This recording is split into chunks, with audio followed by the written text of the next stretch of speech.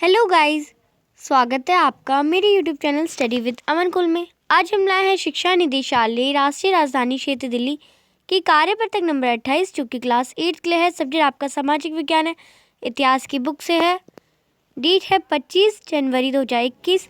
आप अपना नाम और अपनी कक्षा अध्यापक का नाम लिख लेंगे।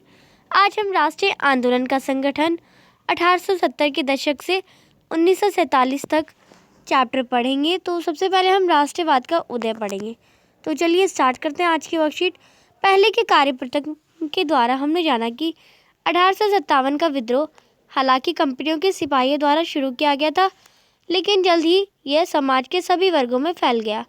अब उन्हें समझ में आने लगा कि अंग्रेज भारत के संसाधनों पर कब्जा और भारतीय लोगों के जीवन पर प्रभाव डालना चाहते हैं, और जब तक इस नियंत्रण को खत्म नहीं किया जाएगा तब तक भारत भारतीयों का नहीं हो सकता। ये चेतना 1870 और 1880 के दशक में बनने वाले विभिन्न राजनीतिक संस्थाओं के द्वारा विदित होती है। इनमें से कुछ निम्न प्रकार है।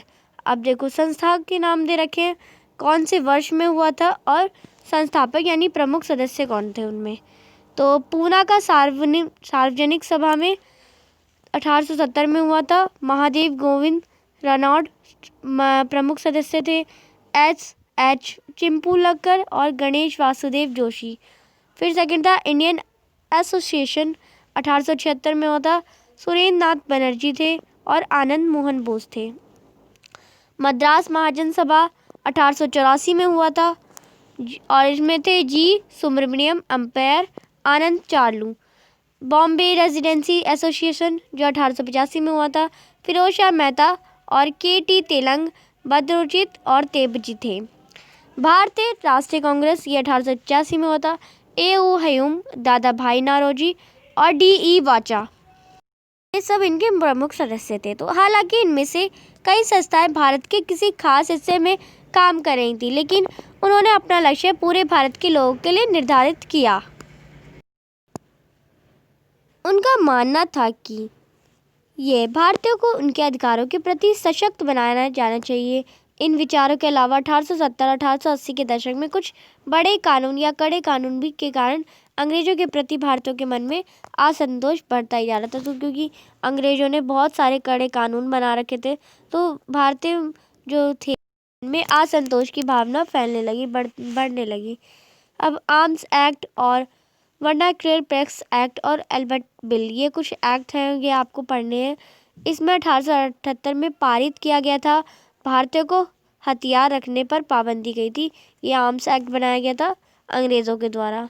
और वर्नाक्युलर प्रेस एक्ट के तहत 1808 में ये पारित किया गया था। अंग्रेज़ सरकार को ये अधिकार दिए गए थे कि वो किसी भी आपत्तिजनक सामग्री के प्रकाशन पर उस पर समाचार पत्र की संपत्ति को जब्त कर सकती थी। और एल्बर्ट बिल के दौरान ये था कि 1883 में ये पारित किया गया था। भारतीय जज अंग्रेज या यूरोपीय लोगों की न्यायिक सुनवाई कर सकते हैं, लेकिन अंग्रेजों के विरोध के कारण सरकार को इसे वापस लेना पड़ा। इससे भारतीयों में असंतोष फैल गया क्योंकि इसने अंग्रेजी के नस्ली भेदभाव को उजागर कर दिया। तो ये कुछ बिल बनाए थे, ये कुछ एक्ट बनाए गए थे, तो ये आपको पढ़ने हैं। तो आपकी आज की वर्कशीट कंप्लीट होती है। बस आपको अब 4 इजी से क्वेश्चन और एक क्रियाकलाप करना है। तो सबसे पहले क्रियाकलाप पढ़ते हैं। अपने अध्यापक या अध्यापिकाओं या अभिभावकों की सहायता से अपनी पसंद के स्वतंत्रता प्राप्ति के पूर्व की किसी एक राष्ट्रीय संस्था के बारे में जानकारी एकत्रित कीजिए। तो आप कोई सा भी इनमें से कोई भी संस्था का नाम लिख सकते हैं, या आप पूना सार्वजनिक सभा ले सकते हैं। या तो आप पूना सार्वजनिक सभा लिखेंगे, इसका वर्ष लिखेंगे, इसके प्रमुख सदस्य लिखेंगे, संस्थापक लिखेंगे, और इसके बारे में बहुत सारी जानकारी एकत्रित कर सकते हैं आप गूगल से। तो आप कर सकते हैं और इसे निकाल सकते हैं। तो ये आप क्रियाकलाप है, आप ये खुद करेंगे। अब आते हैं आपके कुछ प्रश्न। प्रश्न नंबर 1 है, पूना सार्वजनिक सभा के शब्द सार्वजनिक से आप क्या समझते हैं। अब ये जो संस्था थी पूना सार्वजनिक सभा, इसमें सार्वजनिक जो है मतलब इससे आप क्या समझते हैं। तो सार्वजनिक यानी आपको पता है पूना सार्वजनिक सभा के शब्द सार्वजनिक से हम क्या समझते हैं। तो आप लिखेंगे सार्वजनिक शब्द का अर्थ है साझा या आम या खास सभी लोगों से संबंधित।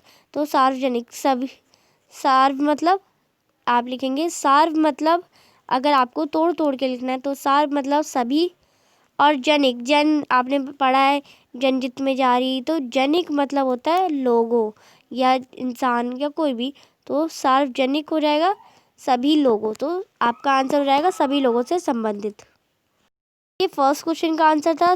क्वेश्चन नंबर सेकंड पे चलते हैं जल्दी से।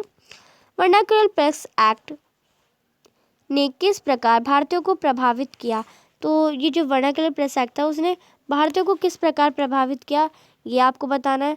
तो इस एक्ट के बाद अंग्रेजी सरकार को यह अधिकार दे दी गई कि भारतीय समाचार पत्रों में किसी भी प्रकार की आपत्तिजनक सामग्री के प्रकाशन पर उस समाचार पत्र की संपत्ति को जब्त किया जा सकता है। अब कोई भी अगर समाचार पत्र छापने वाला उसने अगर कोई गलत सामग्री छाप दी तो कोई भी, तो अंग्रेजी सरकार उसे दंड दे सकती है, उसकी संपत्ति को जब्त कर सकती है। तो ये वर्नाक्युलर प्रेस एक्ट के तहत था। थर्ड क्वेश्चन है, एल्बर्ट बिल क्या था? अब एल्बर्ट बिल क्या था, इसे वापस क्यों लिया गया, तो ये आपको बताना है। तो एल्बर्ट बिल 1883 में पारित किया गया था। इसके अनुसार अब भारतीय जज अंग्रेज या यूरोपीय लोगों को न्यायिक सुनवाई कर सकते थे। अंग्रेजों के विरोध के कारण सरकार को इसे वापस लेना पड़ा, तो अंग्रेजों ने विरोध किया इसलिए सरकार को इसे वापस लेने लिया और ये एल्बर्ट बिल वापस ले लिया गया, ये ख़त्म हो गया। क्वेश्चन नंबर फोर्थ है, आपके विचार से उपरोक्त 3 कानूनों में से किस कानून ने भारतीय को प्रभावित किया होगा? अपने उत्तर के पक्ष में तर्क दीजिए। तो इन 3 कानून बनाए गए थे, उस कानून में से भारतीयों को किसने प्रभावित किया गया था, और आपको पक्ष भी देना अपने उत्तर का। तो आप लिखेंगे, मेरे अनुसार उपरोक्त तीनों कानून ने ही भारतीयों को प्रभावित किया, लेकिन सार्वजनिक प्रभावित देसी प्रेस एक्ट ने दिया। देसी प्रेस एक्ट पारित करने का उद्देश्य था भारतीय नेताओं की आवाज़ को दबाना तथा अंग्रेजों के खिलाफ तैयार हो राष्ट्रवादी आंदोलन को कमज़ोर करना था। तो ये क्वेश्चन नंबर 4 का आंसर था आपका। आई होप आपकी वर्कशीट अच्छी लगी होगी। वर्कशीट अच्छी लगी तो प्लीज़ मेरे चैनल को सब्सक्राइब कर लें, जिससे आपको नोटिफिकेशन मिल जाए, जैसे ही मैं वर्कशीट डालूँ आपको नोटिफिकेशन आ जाए। और वीडियो अच्छी लगी तो लाइक करिएगा और सभी दोस्तों के साथ शेयर करिएगा। शेयर करने से आप मेरे को भी अच्छा लगेगा, और लाइक तो आपको अच्छी लगी वीडियो तो आप ज़रूर करेंगे। जिन बच्चों ने मेरे चैनल को अभी सब्सक्राइब कर लिया तो थैंक यू, और अगर अभी तक आप न्यू हैं मेरे चैनल पे, पहली बार मेरी वीडियो देख रहे हैं, तो अभी चैनल को सब्सक्राइब कर लें। तो आपको मुझे एक क्वेश्चन का आंसर बताना है, जो मद्रास, मैं यहाँ लिख देती हूँ, मद्रास महाजन सभा एक्ट, ये संस्था थी, महाजन सभा, ये जो संस्था थी ये कब लागू हुई थी, ये कौन से वर्ष में थी? तो आपको ये टेबल दिख रही है, आपको इसी में से मैंने पूछा है, तो आप मुझे कमेंट सेक्शन में बताएंगे कौन से वर्ष में थी ये संस्था, तो ये आप कमेंट सेक्शन में बताएंगे। वीडियो अच्छी लगी तो लाइक करिएगा, शेयर करिएगा और अपने दोस्तों के साथ ज़रूर शेयर करिएगा। Thanks for watching video. Bye bye guys.